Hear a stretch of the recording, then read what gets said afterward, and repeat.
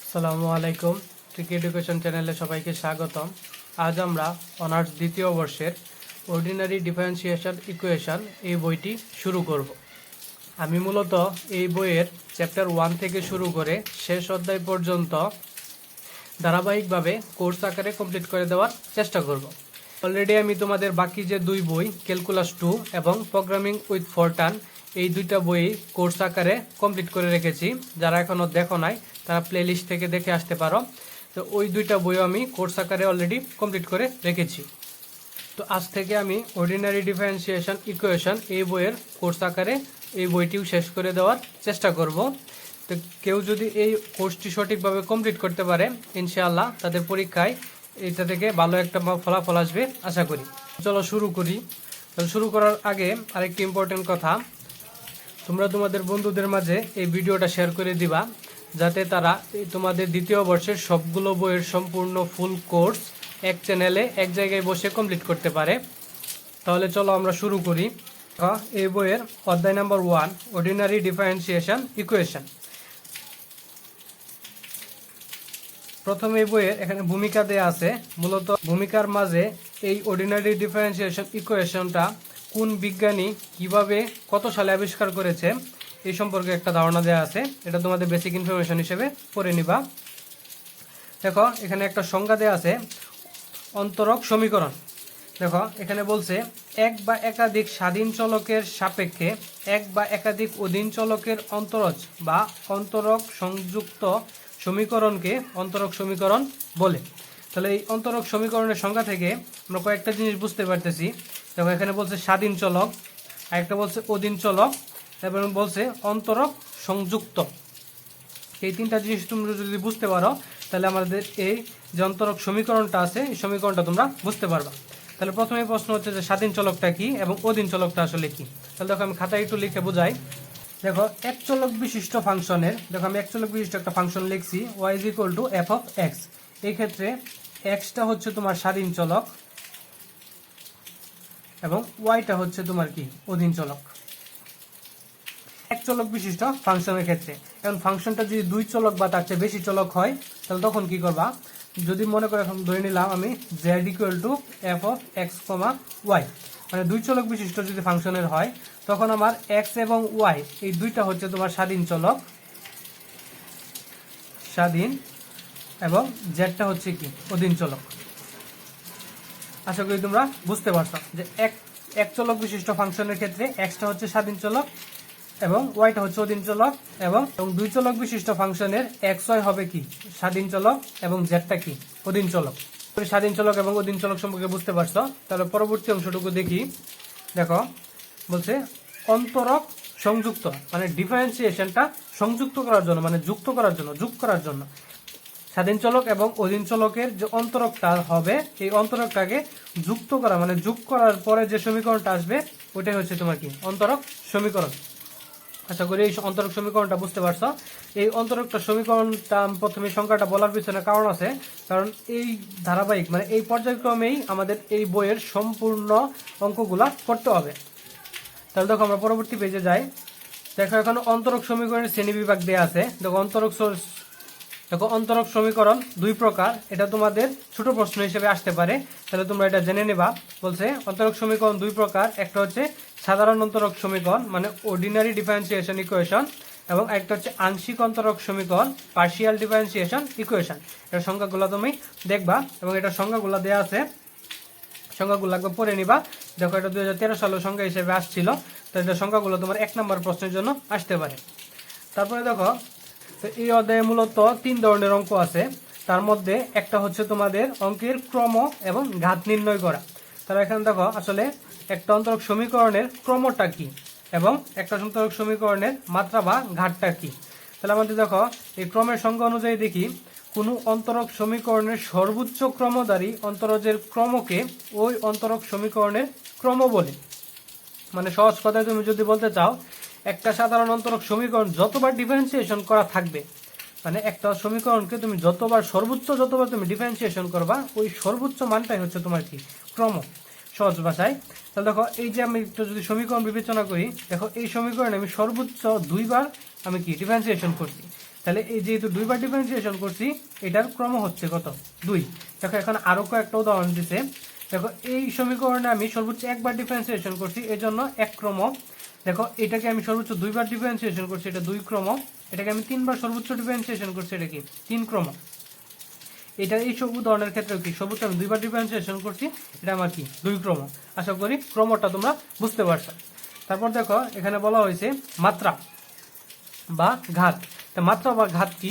মাত্রা বা ঘাত হচ্ছে সর্বোচ্চ ডিফারেন্সিয়েশন করার যে মানটুকু আছে ওই মানের উপরে যে পাওয়ার বা ঘাত থাকবে ওইটাই হচ্ছে ওই সমীকরণের ঘাত বা মাত্রা।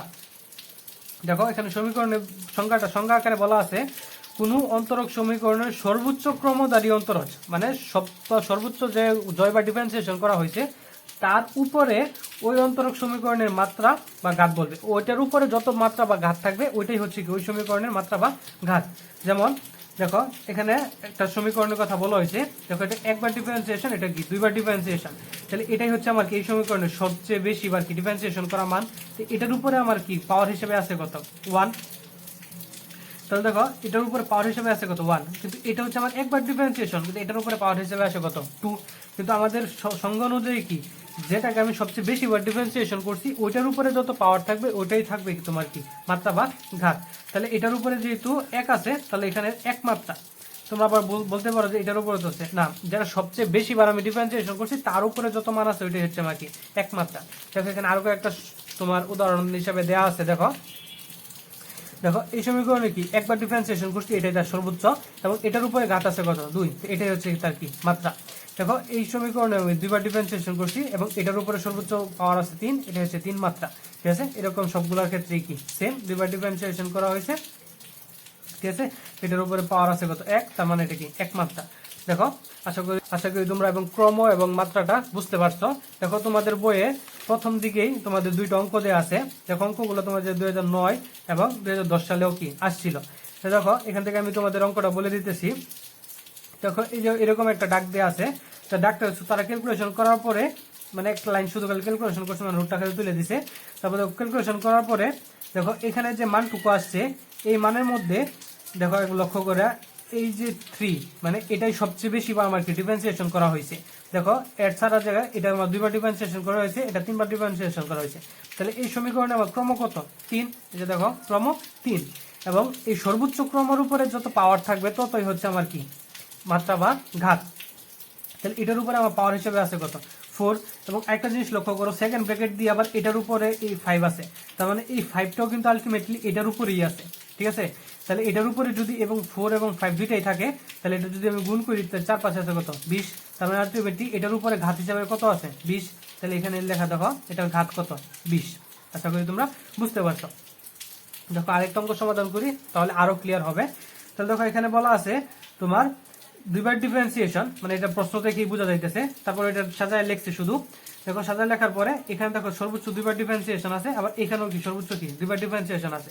তাহলে আমি বলতে পারি এই সমীকরণে 2বারই সর্বোচ্চ ডিফারেন্সিয়েশন হয়েছে, তার মানে এটা ক্রম কত 2, এবং সর্বোচ্চ ক্রমের উপরে যেটা পাওয়ার হিসেবে থাকবে সেটাই তার কি ঘাত। তো দেখো এখানে আমার সর্বোচ্চ ডিফারেন্সিয়েশন করার উপরে পাওয়ার হিসাবে আছে কত 2, আবার এখানে আবার সর্বোচ্চ ডিফারেন্সিয়েশন উপর পাওয়ার আছে কত 3। তার মানে এই দুইটার এই যে পাওয়ার আছে এই দুইটা পাওয়ার আমার কি যোগ করতে হবে। তাহলে যোগ করলে দেখো 3 আর 2 কত হয় 5, এই 5টাই হচ্ছে কি তোমার ঘাত। এখন তুমি বলতে পারো এখানে আমরা যোগ করলাম কিন্তু এখানে আমরা কি গুণ করছি। আসলে এটা ভিন্ন ভিন্ন মানের ক্ষেত্রে, মানে এটা 2বার ডিফারেন্সিয়েশন করছে, এটা 2বার ডিফারেন্সিয়েশন করছে, কিন্তু এটার উপরে পাওয়ার 2 এবং এটার উপরে পাওয়ার কত 3। এই জন্য আমরা আলাদা আলাদা মান যেহেতু এই জন্য আমরা কি যোগ করছি, কিন্তু এটার একটার উপরেই দেখো 2বার কি পাওয়ার আছে, সেই জন্য আবার এটা কি গুণ হয়েছে। আশা করি এই টাইপের অঙ্কগুলো আসলে তোমরা পারবা। এটা মূলত তোমার খ বিভাগের ছোট প্রশ্ন হিসাবে আসে। তারপরে দেখো এটার মধ্যে পরবর্তী অঙ্কে যাই। এখন প্রথমে এই অধ্যায়ের অঙ্কগুলো শুরু করার আগে আমি প্রথমেই বলছিলাম যে এই অধ্যায়ে মূলত 3 ধরনের অঙ্ক আছে। তার মধ্যে আমরা একটা প্রথমে নির্ণয় করে ফেললাম যে ক্রম বা মাত্রা, এবং আরেক ধরনের অঙ্ক হচ্ছে অন্তরিক সমীকরণের সমাধান নির্ণয়। মানে একটা সমীকরণ দেওয়া থাকবে, এটা তোমার ডিফারেন্সিয়েশন করে করে এটার কি সমাধান নির্ণয় করতে হবে। এবং আরেক টাইপের অঙ্ক হচ্ছে সমাধান নির্ণয় করার পর ওই সমাধানটা বা ওই সমীকরণটা তোমার লিনিয়ার নাকি নন লিনিয়ার, মানে লিনিয়ার অ্যান্ড নন লিনিয়ার কোনটা হবে, এই সমীকরণ সমাধান করার পরে ওইটা তোমার কি বলতে হবে। তো চলো আমরা দেখি যে কখন একটা সমীকরণ লিনিয়ার বা নন লিনিয়ার হয়, ওইটা আমরা প্রথমে কি দেখে নিই। দেখো এখানে তোমাদের বলা আছে linear and non linear differentiation equation, এটা বাংলা হচ্ছে রৈখিক এবং অরৈখিক অন্তরক সমীকরণ, ঠিক আছে। তো এটাকে আবার বলা হয় যুগশ্রী অন্তরক এবং অরৈখিককে বলা হয় কি অযুগাশ্রী অন্তরক। যেটাই বলুক প্রশ্নের মাঝে রৈখিক অথবা যুগাশ্রী, তো অরৈখিক অথবা কি তোমার অযুগাশ্রী, তোমাদের কি বুঝে নিতে হবে যে এই রৈখিক বা লিনিয়ার অ্যান্ড নন লিনিয়ারের কথাই বলা হয়েছে। তাহলে আমরা কখন একটা সমীকরণ লিনিয়ার বা নন লিনিয়ার হবে এটা আমরা কিভাবে বুঝবো। দেখো এখানে বলে দিছে যে সমীকরণে অধীন চলক এবং ইহার ডেরিভেটিভ এক মাত্রার হয়, যে সমীকরণে অধীন চলক এবং ইহার ডেরিভেটিভ কি এক মাত্রার হয়। তাহলে অধীন চলকটা কি আমরা প্রথমেই বুঝাইছি, যদি এক মাত্রার ক্ষেত্রে হয় তাহলে ওয়াইটা হচ্ছে তার কি অধীন চলক, ঠিক আছে। তাহলে অধীন চলক এবং ইহার ডেরিভেটিভ, তার মানে অধীন চলক যেটা থাকবে এবং এটার ডেরিভেটিভ মানে এটার ডিফারেন্সিয়েশন দুটাই কি এক সেম মাত্রার হবে, ঠিক আছে। এবং আরেকটা বৈশিষ্ট্য বলছে অধীন চলক এবং ইহার ডেরিভেটিভ এর গুণফল না থাকে, এবং অধীন চলক এবং এটার যে ডেরিভেটিভটা হবে এদের কি গুণফল থাকবে না, তবে ইহাকে রৈখিক বা যুগাশ্রী অন্তরক সমীকরণ বলা হয়। এবং সমীকরণের রৈখিক না হইলে উহাই কি অরৈখিক, মানে এটা যদি রৈখিক যদি আমি প্রমাণ করতে না পারি তাহলে যেটা আসবে ওইটাই কি আমার অরৈখিক, সহজ হিসাব। তাহলে আমরা চলো বাকি যে 2 নিয়মের অঙ্ক আছে 2 নিয়মের অঙ্কগুলো সমাধান করি। দেখো আমার বইয়ের উদাহরণ নম্বর 8, এখানে বলছে তোমার যে অন্তরক সমীকরণের সমাধান এত তাহা কি নির্ণয় করো, একটা অন্তরক সমীকরণের কি সমাধান নির্ণয় করতে বলা হয়েছে, এটা দ্বিতীয় টাইপের অঙ্ক। তাহলে চলো আমরা এই অঙ্কটা সমাধান করে দেই, তাহলে মতো তুমি বুঝতে পারবা কিভাবে সমাধানটা করতে হয়। তারপরে পর্যায়ক্রমে আমরা পরবর্তী আরো ইম্পর্টেন্ট অঙ্কগুলো কি পর্যায়ক্রমে করব। তাহলে এই অঙ্কটা আমরা সমাধান করি। দেখো উদাহরণ নম্বর 8, দেখো উদাহরণ নম্বর 8 আমি খাতায় লিখলাম। দেখো যে অন্তরক সমীকরণের সমাধান y = e⁻x a cos x + b sin x তাহা কি নির্ণয় করো। তাহলে সমাধান দেওয়া আছে, আমাকে যে সমীকরণটা দেওয়া আছে এটা আমি কি লিখলাম, লিখে এটাকে ধরলাম কত 1 নং। তাহলে আমাদের প্রথমে বলছিলাম যে অন্তরক সমীকরণ কি ডিফারেন্সিয়েশন করতে হবে, যতক্ষণ পর্যন্ত আমরা ডিফারেন্সিয়েশন করে মান না পাবো ততক্ষণ পর্যন্ত আমরা কি ডিফারেন্সিয়েশন করব। মূলত আমরা দুইবার ডিফারেন্সিয়েশন করলেই হয়। তাহলে চলো আমরা 1 নংকে x এর সাপেক্ষে কি ডিফারেন্সিয়েশন করি। তাহলে আমরা লিখি 1 নংকে x এর সাপেক্ষে অন্তরীকরণ করে পাই। তাহলে এটাকে আমরা কি অন্তরীকরণ করব। তাহলে y কে ডিফারেন্সিয়েশন করলে কি হয় dy/dx = এখন এইটুকু অংশ যদি তুমি দেখো, এইটুকু e⁻x কে যদি তোমার u বিবেচনা করো এবং এই বাকি a cos x + b sin x এটুকু যদি তুমি v বিবেচনা করো, তাহলে কিন্তু আমরা u v সূত্র অ্যাপ্লাই করতে পারতেছি। তাহলে u এবং b, তাহলে u v সূত্র আমরা জানি যে প্রথমে কি করতে হয় যে u স্থির, তাহলে u মানে কত e⁻x, তো u স্থির, b এর কি ডিফারেন্সিয়েশন, তো b এর ডিফারেন্সিয়েশন করলে দেখো cos x এর ডিফারেন্সিয়েশন আমরা জানি যে -sin x, তাহলে তার আগে a আছে তো -a sin x প্লাস দেখো b sin x এর ডিফারেন্সিয়েশন আমরা জানি cos x, তাহলে b cos x। তাহলে আমার প্রথম অংশ শেষ। তারপর কি প্লাস, এখন কি তোমার v স্থির u এর ডিফারেন্সিয়েশন, তাহলে v স্থির, v যদি স্থির হয় তাহলে দেখো a cos x plus b sin x, এটা স্থির e⁻x এর কি ডিফারেন্সিয়েশন, e⁻x এর ডিফারেন্সিয়েশন কত e⁻x। তাহলে এটুকু হচ্ছে আমার কি u v সূত্র অ্যাপ্লাই করলাম জাস্ট। এখন সূত্র অ্যাপ্লাই করা শেষে এখন দেখো এই dy/dx = এখন এইটুকু অংশের দিকে তুমি লক্ষ্য করে দেখো e⁻x a cos x + b sin x, দেখো এইটুকু সমান সমান কিন্তু আমাদের অলরেডি দেওয়া আছে কত y। তাহলে আমরা চল লিখতে পারি এটুকুর পরিবর্তে কত y। তাহলে চল লিখি এটুকুর পরিবর্তে শুধু আমরা কত লিখবো y। তাহলে দেখো বাকি সবটুকু সেম e⁻x দেখো -a sin x plus b cos x plus এটুকু পরিবর্তে আমরা 1 নং থেকে পাইছি কত y।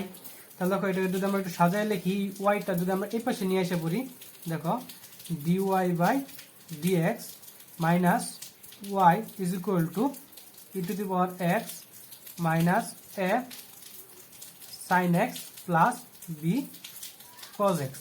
এই পর্যন্ত আমরা কি রাখলাম। আমরা রাখার আগে এইটুকুরে আমরা 2 নং সমীকরণ ধরবো এবং এইটুকু অংশ আমরা শুধু সাজায় লিখছি, ঠিক আছে। তো এইটুকু আমরা কি 2 নং ধরলাম। তো এই 2 নংকে আমরা কি আবার ডিফারেন্সিয়েশন করতে হবে। তাহলে এটাকে যদি আমরা আবার ডিফারেন্সিয়েশন করি তাহলে আমরা লিখি, দেখো 2 নংকে x এর সাপেক্ষে অন্তরীকরণ করে পাই। এটা যদি আমরা অন্তরীকরণ করি তাহলে দেখো আবার এইটুকু অংশকে ইউ এবং বাকি অংশটাকে কি ভি বিবেচনা করে ইউবি সূত্র কি আমরা অ্যাপ্লাই করব। এবং এটাকে যদি আমরা ডিফারেন্সিয়েশন করি তাহলে এটা কত হইতেছে, দেখো d square y by d x square is equal to, এটাকে যদি ইউ এবং এটাকে যদি ভি বিবেচনা করি তাহলে দেখো প্রথমে কি ইউ স্থির, ই টু দি পাওয়ার এক্স স্থির, বি এর কি ডিফারেন্সিয়েশন। তো বি এর ডিফারেন্সিয়েশন করলে আসে কত, দেখো মাইনাস এ সাইন এক্স এর ডিফারেন্সিয়েশন করলে আসে কত কজ এক্স, তারপরে দেখো এখানে প্লাস ছিল কিন্তু cos x কে ডিফারেন্সিয়েশন করলে আসে কত মাইনাস sin x, তাহলে কি প্লাস এর মাইনাসে কি হয়ে যাবে minus minus b sin x plus এখন কি তোমার u স্থির b এর ডিফারেন্সিয়েশন করলাম, এখন আবার কি v স্থির u এর ডিফারেন্সিয়েশন। তাহলে b যদি স্থির হয় তাহলে দেখো minus a sin x plus b cos x, এটুকু স্থির। তবে e to the power x এর ডিফারেন্সিয়েশন, এটা ডিফারেন্সিয়েশন কত e to the power x plus plus y differentiation, তার মানে কত dy by dx, dy by dx, এটুকু হচ্ছে আমার কি মান। এখন দেখো এখন আমরা এর পরবর্তী লাইনে যাই, দেখো d square y by d x square এবং এই যে এটুকু অংশ থেকে যদি আমি মাইনাস কমন নেই তাহলে দেখো মাইনাসটা সামনে চলে আসতেছে, ই টু দি পাওয়ার এক্স, এটা মাইনাস সামনে এসে বলে থাকে কত এ কজ এক্স মাইনাস চলে গেলে হবে কি plus b sign x plus, এবং এটুকুর ভিতরে টুকু যেভাবে আছে এভাবে লিখে দিই, দেখো minus a sine x plus b cos x e to the power x plus d y by dx, এটুকু হচ্ছে আমার কি ভ্যালু। তো এখন একটু যদি আমরা লক্ষ্য করে দেখি, দেখো এই যে 1 নং যে সমীকরণটা আমার ছিল, দেখো 1 নং সমীকরণে কি ছিল e to the power x a cos x plus b sign x, আমরা এই মাইনাসটুকু যদি বাদ দিই তাহলে এটুকু সমাধান আমরা কত ওয়াই লিখতে পারি। তারপর আমরা এই মাইনাসটা সামনে রাখলাম এবং এটুকুর পরিবর্তে আমরা 1 নং থেকে এটা লিখলাম কত ওয়াই প্লাস, দেখো এই যে সাজানো লিখছিলাম এর কারণটা হচ্ছে এটা, দেখো এই যে এটুকু অংশ পরিবর্তে আমরা কিন্তু লিখতে পারি d y by d x minus y, তাহলে দেখো d y by d x minus y, এই e to the power x পর্যন্ত, তারপরে plus d y by d x এই মানটুকু আছে এবং প্রথমে আমার কি ছিল d square y by d x square, ঠিক আছে। আশা করি তোমরা বুঝতে পারছো। দেখো এখন কিন্তু আমাদের ক্যালকুলেশনটা কি মোটামুটি শেষ। এখন আমরা কি শুধু এই যোগ বিয়োগ করে দিব তাহলে আমাদের কি সমাধানটা চলে আসবে। চলো আমরা পরবর্তী পেজে যাই। দেখো অঙ্কটা বোঝার সুবিধার জন্য আমার শেষের লাইনটা আমি আবার লিখেছি। দেখো এখন আমরা কি ক্যালকুলেশনটুকু করব, দেখো ক্যালকুলেশনটুকু শুধু এই যে এই পাশের যে মানটুকু আছে এটা আমার সমান সমানের এই পাশে নিয়ে এসে পড়বো। তাহলে দেখো এই পাশে ছিল কত d square y d x square, দেখো এখানে ছিল, দেখো এখানে মাইনাসের কয়টা আছে দুইটা আছে, তাহলে এই পাশে আইসা পড়লে তোমার প্লাসের কয়টা হয়ে যাবে দুইটা প্লাস 2y, এবং এই পাশে দেখো দুইটা ছিল কি প্লাসের, তাহলে এই দুইটা যদি এখন এই পাশে আসা পড়ে তাহলে কি হয়ে যাবে দুইটা কি হয়ে যাবে মাইনাসের 2 dy dx is equal to কত 0। দেখো এটাই হচ্ছে তোমার কি সমীকরণ। আশা করি তোমরা বুঝতে পারছো। এভাবেই এই অধ্যায়ের সবগুলো অঙ্ক তোমার সমাধান করতে হবে। শুধুমাত্র তোমার দুইবার ডিফারেন্সিয়েশন করলেই তোমার যে মানটুকু আসবে ওইটাই তোমাদের কি এই অধ্যায়ের সবগুলো অঙ্কের জন্য সমীকরণ হবে। এখন আমাদের যে পরবর্তী 3য় নম্বর ধাপ ছিল, মানে 3য় ধরনের অঙ্ক ছিল, ওটা আমাদের সমীকরণটাকে আমরা কিভাবে বুঝবো লিনিয়ার এবং কি নন লিনিয়ার। তো চলো আমরা তোমাদের বইয়ের একটা অঙ্ক সমাধান করি, তাহলে তোমরা আরো সহজে বুঝতে পারবা কিভাবে অঙ্কটা সমাধান করতে হয়। দেখো তোমাদের বইয়ের উদাহরণ নাম্বার 16। দেখো নতুন এবং পুরাতন বইয়ের পার্থক্যের কারণে হয়তো বা উদাহরণ নাম্বারটা চেঞ্জ হইতে পারে, তোমরা এই দাগটা দেখে তোমাদের বইয়ের উদাহরণটা মিলাই নিবা। দেখো উদাহরণ নাম্বার 16 বলা আছে তোমার এ ও বি ধ্রুবক হইলে x y square is equal to a x plus b ln x হইতে একটি সাধারণ অন্তরক সমীকরণ গঠন করো। প্রথমত আমার সাধারণ অন্তরক সমীকরণ গঠন করতে হবে এবং উহা যুগাশ্রয়ী কিনা তা কি শনাক্ত করো। মানে প্রথমে এই সাধারণ সমীকরণ গঠন করতে হবে এবং গঠন করার পর ওই সমীকরণটা দেখে আমার বলতে হবে আমার যে সমীকরণটা যুগাশ্রয়ী কি যুগাশ্রয়ী না। এটা হচ্ছে আমাদের কি অধ্যায়ের 3য় নাম্বার টাইপের অঙ্ক। তো দেখো এই অঙ্কটা তোমাদের লাস্ট 2013 সালেও আসছে, এর আগে 2006 সালেও কি আসছিল। তো তোমাদের জন্য এবার এই অঙ্কটা কি খুবই ইম্পর্টেন্ট। তাহলে চলো এই অঙ্কটা আমরা সমাধান করি। খাতায় ডাকটুকু লিখে রাখলাম। দেখো উদাহরণ নাম্বার 16, এই সম্পূর্ণ ডাকটা আমরা খাতায় লিখলাম। এখন আমরা অঙ্কটা কি সমাধান করব। তারপর প্রথমে কি সাধারণ অন্তরক সমীকরণ গঠন করতে হবে। তাহলে আমাদের সাধারণ অন্তরক সমীকরণ গঠন করার জন্য এই অধ্যায়ে আমাদের মূলত দুইবার ডিফারেন্সিয়েশন করতে হয়। প্রথমবার এই যে সমীকরণটাকে এক্স এর সাপেক্ষে একবার এবং যে মানটুকু আসে ওই মানটুকু আবার কি এক্স এর সাপেক্ষে আরেকবার ডিফারেন্সিয়েশন করলেই মূলত আমাদের অন্তরক সমীকরণটা কি গঠন হয়ে যায়। তাহলে আমরা চলো অন্তরক সমীকরণটা প্রথমে গঠন করি। তাহলে দেখো গঠন করার আগে আমরা এইটুকু মানটা আমরা কি একটু সাজায় নেই, কারণ কি আমাদের ডিফারেন্সিয়েশন করার জন্য এই পাশে শুধু কি আমার অধীন চলকটা রাখতে হবে। তাহলে যেহেতু এখানে এক্স আছে এই এক্সটাকে আমার কি তোমার বেনিশ করতে হবে, মানে উঠাই দিতে হবে। তাহলে এক্সটাকে যদি আমি উঠাই দিতে চাই তাহলে আমার পুরো সমীকরণটাকে যদি আমি এক্স দ্বারা ভাগ করে দেই তাহলে এই এক্সটাকে আমার কি উঠে যাবে। তাহলে এখানে থাকবে আমার কি শুধু x y square is equal to, তাহলে এখানেও এক্সটা আমার উঠে যাবে, থাকবে কত এ প্লাস। তাহলে দেখো এইটুকু অংশ থেকে এইটুকু অংশের নিচে আমার কি একটা থেকে যাবে। তাহলে বি ইন্টু তোমার লন এক্স বাই এক্স, শুধু এক্স দ্বারা কি সম্পূর্ণ সমীকরণটা কি ভাগ করে দিলাম। আশা করি বুঝতে পারছো কেন ভাগ করছি, কারণ আমার এই অধীন চলকটা কি আমাদের এক শূন্যরা করতে হবে, তারপর এই পাশে শুধু কি অধীন চলকটা রাখতে হবে।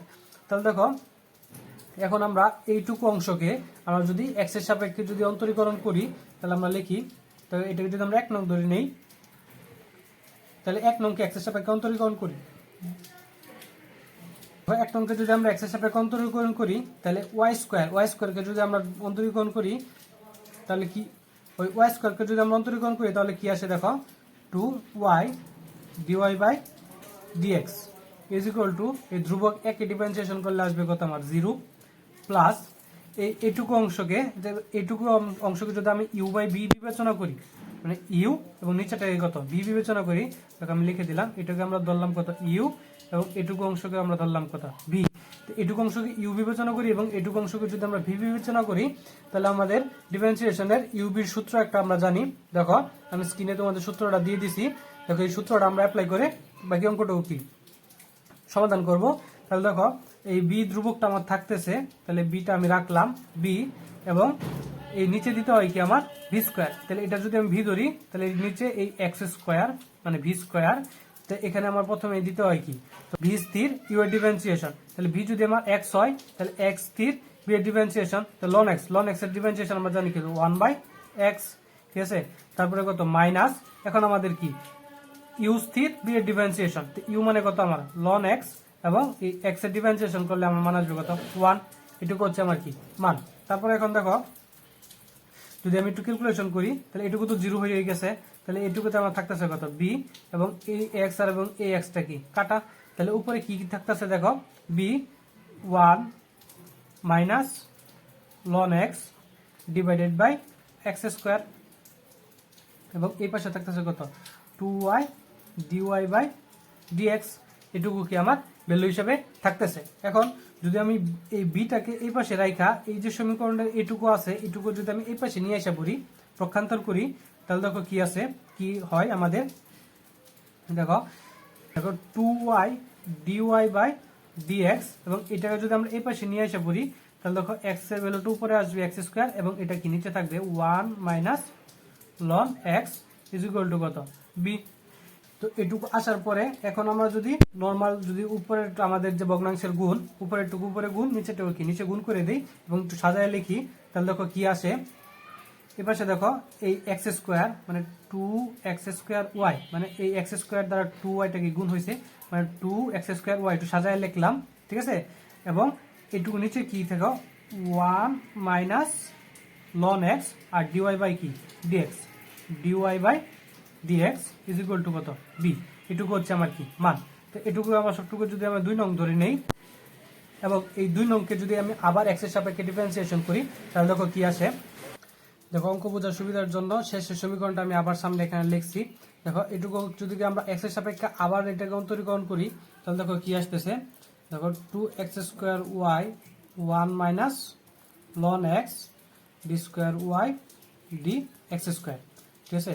এবং প্লাস এইটুকু যদি আগের মতো ইউ বাই বি বিবেচনা করি, মানে একটা উপরেরটাকে ইউ এবং নিচেটাকে কি বি বিবেচনা করি, তাহলে আমরা কি সূত্র জানি যে তোমার বি স্কোয়ার, তাহলে বি স্কোয়ার মানে কত 1 মাইনাস লন এক্স, এটার উপরে কি হোল স্কোয়ার, এবং প্রথমবার কি বি স্থির ইউর কি ডিফারেন্সিয়েশন, তো বি স্থির করলে কত হয় 1 প্লাস লন এক্স মানে কি বি স্থির, এবং কি এখন ইউর ডিফারেন্সিয়েশন, ইউর ডিফারেন্সিয়েশন করলে কি 2x স্কোয়ার কত ওয়াই, তাহলে 2x স্কোয়ার ওয়াই যদি ডিফারেন্সিয়েশন করি দেখো কত আসে 4xy, কিন্তু এটা তো তোমার x না, তাহলে কি হবে plus 2x square d y by কত ডিএক্স, প্লাস এখন যদি তোমার ইউ স্থির বি এর কি ডিফারেন্সিয়েশন করতে হবে, তাহলে ইউ যদি আমি স্থির রাখি তাহলে কত আসে 2x স্কোয়ার ওয়াই, এবং কি বি এর ডিফারেন্সিয়েশন, তো বি আসে কত 1 মাইনাস লন এক্স, তাহলে এটা যদি আমরা ডিফারেন্সিয়েশন করি তাহলে দেখো কি আসে, তো 1 এর জন্য আসবে কত 0, তারপরে দেখো মাইনাস লন এক্স এর ডিফারেন্সিয়েশন আমরা জানি কত 1 বাই এক্স, তারপরে ডিওয়াই বাই ডিএক্স, এবং ধ্রুবকের সাথে যদি ডিফারেন্সিয়েশন করি আসবে কত 0। এখন এটুকু অংশ যদি তুমি লক্ষ্য করো, তো এই এক্স এবং এই এক্সটা কিন্তু আমি কাটা দিতে পারি, তাহলে থাকে কত এখানে 2xy, মানে এখানে দুইটা এক্স এবং কি এখানে একটা এক্স কাটা গেলে এখানে এইটুকু অংশ মধ্যে থাকে কত 2xy, তাহলে দেখো আমরা পরবর্তী লাইনে এটা সাজায় লিখতেছি, দেখো 2x square y 1 minus ln x d square y by d x square, plus তাহলে দেখো আমরা যদি একটু সাজায় লিখি যে এইটুকু অংশকে, তাহলে দেখো প্রথমে থাকতেছে কত 1 প্লাস লন এক্স, এখানে থাকতেছে কত দেখো 4xy plus 2x square d y by d x, plus এবং এইটুকু অংশের মধ্যে থাকতেছে কত 2xy, এবং আর দেখো a minus b whole square যদি সূত্র তুমি অ্যাপ্লাই করে রাখো, দেখো a plus b into a minus b ln x, এবং d y by dx is equal to কত 0, তো এখান থেকে যদি আমরা এইটুকু অংশ কাটাকাটি করে দিতে পারি, তাহলে দেখো এখন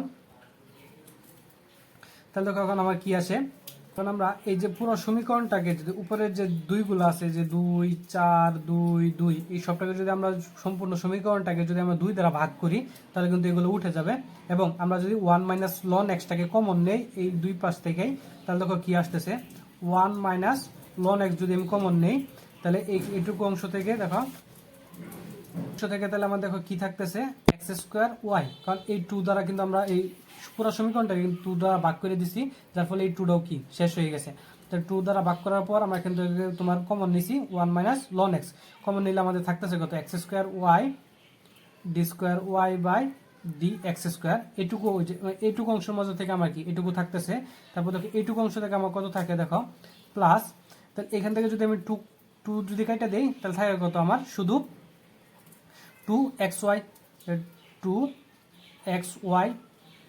dy বাই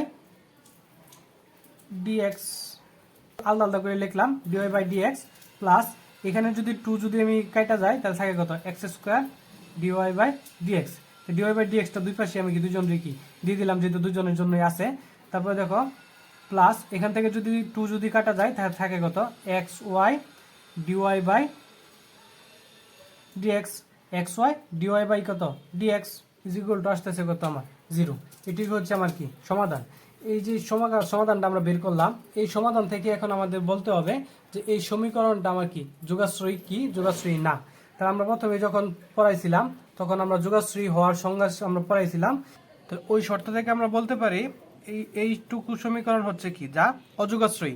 কিভাবে অযোগাশ্রয়ী হয়েছে দেখো, আমরা যে শর্তটা পড়াইছিলাম ওই শর্তের মধ্যে বলছিলাম যে তোমাদের অধীন চলক এবং তার ডেরিভেটিভের পাওয়ার একমাত্রার হবে, তাহলে দেখো এই সমীকরণে আমার কি স্বাধীন চলক হচ্ছে কত x এবং অধীন চলক হচ্ছে আমার কত y, তাহলে এখানে দেখো লক্ষ্য করে যে y এর যে তোমার ডেরিভেটিভের মাত্রা কত 2, কিন্তু আমরা প্রথমে শর্তের মাঝে পড়ছিলাম যে y অধীন চলক এবং তার ডেরিভেটিভের মাত্রা হবে কত এক মাত্রার, কিন্তু এখানে কি তার মাত্রা কত 2, এবং আরেকটা শর্ত বলা ছিল যে অধীন চলক এবং তার ডেরিভেটিভের কি গুণফল থাকবে না, তাহলে দেখো এখানে তার অধীন চলক এবং তার কি ডেরিভেটিভ কি গুণ আকারে আছে, তার মানে এটা আমাদের কি অযোগাশ্রয়ী। তার মানে এই শর্ত ছিল কি যোগাশ্রয়ীর জন্য, যেহেতু এটা যোগাশ্রয়ী শর্ত মানে নাই, তাহলে আমার এটা কি হয়ে যাবে অযোগাশ্রয়ী। তাহলে আমরা এটা বলতে পারি যাহা কি অযোগাশ্রয়ী। আশা করি তোমরা বুঝতে পারছো, খুবই সহজ। তাহলে চলো আমরা আরেকটা অঙ্ক সমাধান করি, তাহলে আরো সহজে কি বুঝতে পারবা। দেখো এই অধ্যায়ের আরেকটি ইম্পর্টেন্ট অঙ্ক, উদাহরণ নাম্বার 20। এখানে বলা আছে দেখাও যে যে সমস্ত বৃত্তগুত্র এক্স অক্ষকে মূল বিন্দুতে স্পর্শ করে তাহার অন্তরক সমীকরণ হবে কি এত। তাহলে যে সমস্ত বৃত্তগুত্র এক্স অক্ষকে মূল বিন্দুতে স্পর্শ করে তাদের সমীকরণটা হবে কি এত। তাহলে আমরা অলরেডি জানি যে সমস্ত বৃত্তগুত্র এক্স অক্ষকে মূল বিন্দুতে স্পর্শ করে তাদের কেন্দ্রসমূহ কি অ অক্ষের উপর কি অবস্থিত, এটা আমরা বৃত্তের সমীকরণ থেকে জানি। তাহলে যদি এরকম হয় তাহলে একটা বৃত্তের সমীকরণটা কি হবে, x square plus y square plus 2f(y) = কত 0। এখানে এফটা হচ্ছে কি অবাধ ধ্রুবক, এফটা হচ্ছে কি অবাধ ধ্রুবক। তাহলে এটাকে যদি আমরা এই সমীকরণটাকে যদি আমরা দুইবার ডিফারেন্সিয়েশন করি তাহলে আমরা কি এই যে দেওয়া মানটা আছে x² - y² dy - 2xy dx = 0, যদি আমরা দুইবার ডিফারেন্সিয়েশন করার পর এই মানটুকু পাই তাহলে আমরা বলতে পারবো যে x অক্ষকে মূল বিন্দুতে স্পর্শ করা অন্তরক সমীকরণটাই হচ্ছে কি এটা। তাহলে চলো আমরা এই অঙ্কটা সমাধান করি। দেখো তোমাদের সুবিধার জন্য আমি দাগটুকু খাতায় লিখে রেখেছি। দেখো উদাহরণ নাম্বার 20 দাগটুকু লিখছি এবং উপরের যে ইনফরমেশনটুকু ছিল ওই ইনফরমেশনটুকু আমি লিখে রাখছি। এখন আমার এই যে 1 নং সমীকরণ, এই 1 নং সমীকরণটাকে আমার কি করতে হবে, দুইবার ডিফারেন্সিয়েশন করতে হবে। কার সাপেক্ষে, x এর সাপেক্ষে। তাহলে আমরা লিখি 1 নংকে x এর সাপেক্ষে অন্তরীকরণ করে পাই। দেখো x এর সাপেক্ষে যদি আমি অন্তরীকরণ করি তাহলে x² কে অন্তরীকরণ করলে কি হয় 2x প্লাস y² কে অন্তরীকরণ করলে কত হয় 2y, কিন্তু এটা তো x না, তাহলে কি হবে dy/dx প্লাস দেখো 2f dy/dx = কত 0। এটুকু হচ্ছে আমার কি ভ্যালু। দেখো পরবর্তী ক্যালকুলেশন করার আগে আরেকটা জিনিস তোমার সাইড নোটে দেখাই। এই যে আমরা সমীকরণটা লিখছিলাম x² + y² + 2fy = কত 0। এখান থেকে যদি আমরা একটু ক্যালকুলেশন করি তাহলে দেখো আমরা 2f এর মানটা আমরা বের করতে পারি। দেখো 2f এর ভ্যালুটা আসতেছে কত, এই পাশে যদি মাইনাসটা চলে যায় -x + y x² + y² এবং এটা কত আসে y। তো আমরা যদি এখান থেকে যদি 2f এর ভ্যালুটা বের করি তাহলে আমাদের মানটা এরকম আসে, দেখো -x² + y² ডিভাইডেড বাই কত y। এই যে সমীকরণটা ছিল এখান থেকে আমরা যদি 2f এর ভ্যালুটা আমরা কি বের করে রাখি, কারণ এখানে 2f আছে, এই 2f এর জায়গায় আমরা যদি এই মানটুকু আমরা কি বসাবো। তাহলে দেখো এই মানটুকু যদি আমরা এখানে বসাই তাহলে দেখো কি আসতেছে, এই 2x + 2y dy/dx এবং এই 2f এর পরিবর্তে যদি আমরা এই ভ্যালুটুকু বসাই তাহলে এখানে আছে প্লাস, এখানে আছে কত মাইনাস, তাহলে হয়ে যাবে কত -x² + y² divided by y এবং dy/dx = কত 0। এটুকু হচ্ছে আমার কি ভ্যালু। এখন এই সমীকরণটুকু যদি আমি y দ্বারা তোমার গুণ করে দিই, এই সবটুকু সমীকরণের সাথে যদি y দ্বারা গুণ করে দেই তাহলে দেখো কি আসতেছে, দেখো 2xy এটার সাথে y গুণ হলো প্লাস এটার সাথে যদি y গুণ করি তাহলে আসে কত 2y² dy/dx। দেখো মাইনাস এখানে যদি y গুণ করি তাহলে এই নিচের y এবং উপরে যে গুণ করছি y ওইটা কি কাটাকাটি যায়, তাহলে এখানে থাকে কত x² + y² dy/dx = কত 0। এটুকু আমার এখন ভ্যালু আসতেছে। তারপরে এখন যদি আমরা দেখো 2xy প্লাস দেখো এইটুকুর মাঝে যেহেতু তোমার dy/dx-টা যদি আমরা কমন নিয়ে নেই তাহলে এইটুকু অংশের মাঝে কি থাকে দেখো 2y² - x² - y² এবং উভয় পাশ থেকে dy/dx কে কমন নিছিলাম, dy/dx = কত আমার 0। তাহলে এখন দেখো 2xy প্লাস এখানে দেখো তোমার প্লাসের আছে দুইটা এবং একটা আছে কি মাইনাসে, তাহলে এখানে থাকতেছে কত দেখো y² - x² dy/dx = কত 0। এই মানটুকু যদি আমি মাইনাস দ্বারা গুণ করে দেই, এই মানটুকুকে মাইনাস দ্বারা গুণ করি এবং এই অংশটুকু যদি আমি প্রথমে লিখি তা মাইনাস দ্বারা গুণ করলে আমার x এর আগে যেহেতু মাইনাস আছে এটা কি হয়ে যাবে প্লাস x², y এর আগে আমার কি আছে প্লাস, এটা হয়ে যাবে কি -y² dy/dx এবং এইটুকুর আগে যেহেতু আমার প্লাস ছিল এটুকুর পরে হয়ে যাবে কি -2xy = কত 0। এখন আমি যদি এটা এক লাইন বানাইতে চাই তাহলে যদি আমি ডিএক্স দ্বারা যদি গুণ করে দেই তাহলে এই সমীকরণে আমার ডিএক্সটা কি চলে যাবে এবং এটার সাথে আমার কি ডিএক্সটা কি গুণ হবে x square minus y square d y minus 2xy d x is equal to কত 0। এটাই হচ্ছে আমার কি এই সমীকরণের জন্য সমাধান, কারণ এটাই তোমার কি প্রমাণ করতে বলা হয়েছিল। এই যে দেখো x square minus y square d y plus 2xy d x is equal to কত 0, এটাই আমার কি প্রমাণ করতে বলা হয়েছিল। তো এটাই আমরা কি প্রমাণ করছি। তাহলে আমরা বলতে পারতেছি যে যে সমস্ত বৃত্তবর্গ এক্স অক্ষকে মূল বিন্দুতে স্পর্শ করে তাদের সমীকরণটা আমার কি এটা। আশা করি তোমরা অঙ্কটা বুঝতে পারছো। তাহলে চলো তোমাদের বইয়ের আরেকটা অঙ্ক সমাধান করি। তোমাদের বইয়ের উদাহরণ নাম্বার 27, এটা খুব ইম্পর্টেন্ট একটা অঙ্ক, কারণ এটা দেখো 2013, 2012, 2015 সালেও কি আসছে। তাহলে দেখো এটা দুই রকম ভাবে আসতে পারে। তোমাকে সরাসরি বলে দিতে পারে যে অন্তরক সমীকরণের সমাধান y square equal to 4a x plus a তা নির্ণয় করো, অথবা বলতে পারে যে সকল পরাবৃত্ত গুচ্ছের উপকেন্দ্র মূল বিন্দুতে এবং অক্ষ এক্স অক্ষ বরাবর তাহার অন্তরক সমীকরণ নির্ণয় করো। যে পরাবৃত্তের গুচ্ছের উপকেন্দ্র মূলবিন্দু এবং অক্ষ এক্স অক্ষ বরাবর তার সমীকরণটাই কিন্তু এটা। ঠিক আছে, তখন সমীকরণ দিয়েও বলতে পারে, সমীকরণ না দিয়েও কি অঙ্কটা বলতে পারে। তো এটা তোমাদের জন্য এবারও খুব ইম্পর্টেন্ট একটা অঙ্ক, এই অধ্যায় থেকে আসলে এটা খুব ইম্পর্টেন্ট। তাহলে চলো আমরা এই অঙ্কটা সমাধান করি। দেখো এই যে ডাকটুকু ছিল, ডাকটুকু আমি খাতায় লিখছি এবং যে ইনফরমেশনটুকু ছিল এটুকু আমি কি তোমার খাতায় লিখলাম। তাহলে দেখো যে সমীকরণটা আমার দেওয়া ছিল যে y square is equal to 4a x plus a, তো y square to 4a x plus a, এটা শুধু গুণাকারে লিখলাম, গুণ দিয়া 4a x plus 4a x square, এটাই ধরলাম আমরা কত 1 নং। তাহলে এই 1 নংকে এক্স এর সাপেক্ষে অন্তরীকরণ করি, অন্তরীকরণ করে পাই। দেখো এটাকে যদি আমি এক্স এর সাপেক্ষে অন্তরীকরণ করি তাহলে এইটুকুর কি মান আসতেছে, দেখো প্রথম ওয়াই স্কোয়ারকে অন্তরীকরণ করলে আসতে কত 2y d y by d x plus এটুকু সরি ইজ ইকুয়াল টু এটুকু আসছে কত 4a, আর যেহেতু এখানে এক্স নাই তো এটা কি হয়ে যাবে 0 হয়ে যাবে। তো এই পর্যন্ত আমার কি ভ্যালু।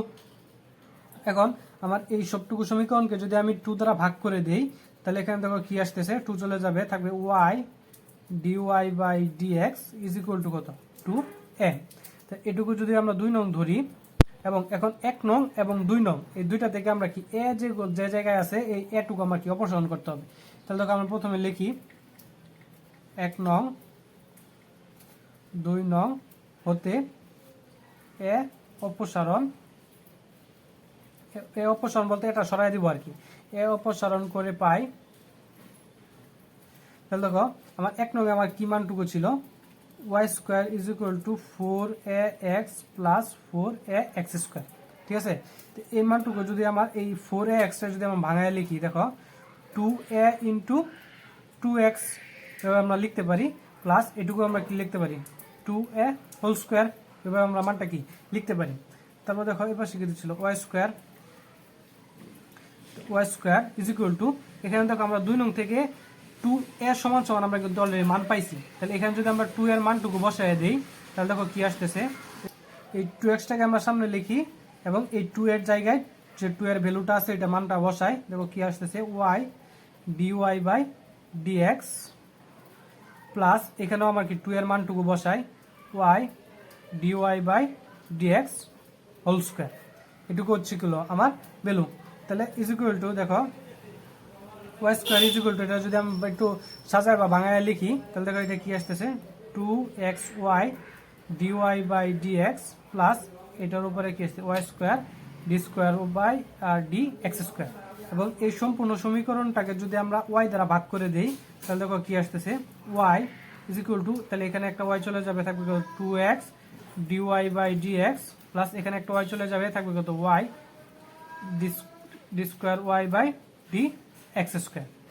এটাই হচ্ছে তোমার কি মান। এটাকে তুমি চাইলে সাজায় লিখতে পারো। দেখো এটা যদি আমরা সাজায় লিখি তাহলে কি আসে, দেখো y d square y by d x square plus 2x d y by d x, এটা যেহেতু প্লাস ছিল এই পাশে আসলে কি হয়ে যাবে minus y is equal to কত 0। আনসার এটাই হচ্ছে তোমাদের কি সমাধান। এটা শুধু খালি সাজায় লিখছি। আশা করি তোমরা অঙ্কটা বুঝতে পারছো, খুবই সহজ। তোমরা খুব সহজে অঙ্কটা করতে পারবে। তাহলে চলো এদের আরেকটা অঙ্ক, ইম্পর্টেন্ট অঙ্ক সমাধান করি।